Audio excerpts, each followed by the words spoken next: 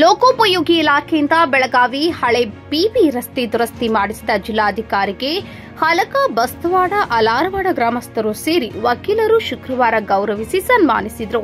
ಪಶ್ಚಿಮ ಘಟ್ಟದಲ್ಲಿ ಸುರಿದ ಧಾರಾಕಾರ ಮಳೆಗೆ ದುರಸ್ತಿಗೆ ಬಂದಿದ್ದ ರಸ್ತೆಯ ಕಾಮಗಾರಿ ಮಾಡಿಸುವಂತೆ ಜಿಲ್ಲಾಡಳಿತಕ್ಕೆ ಮನವಿ ನೀಡಿದ್ದ ಗ್ರಾಮಸ್ಥರ ಬೇಡಿಕೆಗೆ ಸ್ಪಂದಿಸಿ ರಸ್ತೆ ದುರಸ್ತಿ ಮಾಡಿಸಿದ್ದಕ್ಕೆ ಜಿಲ್ಲಾಧಿಕಾರಿಗೆ ಗೌರವಿಸಿ ಸನ್ಮಾನಿಸಿದರು.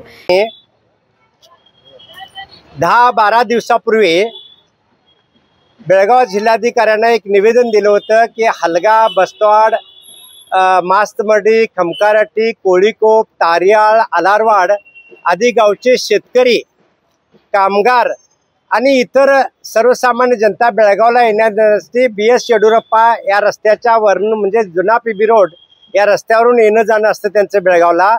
आणि हा रस्ता गेल्या पावसाळ्यात धुवाधार पावसामुळे त्या रस्त्यावरती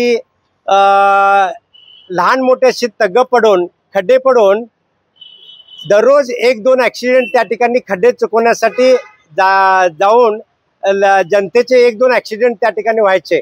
आणि या संदर्भात आम्ही 12 दिवसापूर्वी जिल्हाधिकारी सन्माननीय श्री मोहम्मद रोशन साहेबांना भेटून की हा BS येडुरप्पा मार्ग जुने बेळगाव नाका ते आलारवाड अंडरब्रिजपर्यंत जो रस्ता खराब झालेला आहे, खड्डे पडले आहेत, तो त्वरित दुरुस्त करा आणि याच्यामुळे सर्वसामान्य जनतेचे ॲक्सिडेंट वाचतील आणि सगळ्यांना जाणं येणं सोयीचं होईल, अडचण कोणाला भासणार नाही. कारण का एखाद्याचा पाय मोडला ॲक्सिडेंटमुळं किंवा एखाद्याचा जीव गेला, त्या कुटुंबावर होणारी जी हानी आहे ती न भरून येणारी हानी आहे. आणि या संदर्भात आम्ही जिल्हाधिकाऱ्यांना सांगून हा रस्ता त्वरित दुरुस्त करा अशी मी विनंती केली होती. याची दखल तातडीनं जिल्हाधिकारी श्री मोहम्मद रोशन साहेबांनी घेतली आणि गेल्या 5 दिवसापूर्वी हा रस्त्यावरील सगळे खड्डे त्यांनी मुजून जाण्या येण्याला आम्हाला सोयीस्कर करून दिल्याबद्दल आज आम्ही या सर्व खेड्यांच्या वतीनं शेतकरी, कामगार आणि वकील वर्ग यांच्या वतीनं आज जिल्हाधिकारी यांचा सन्मान आम्ही केलेला आहे.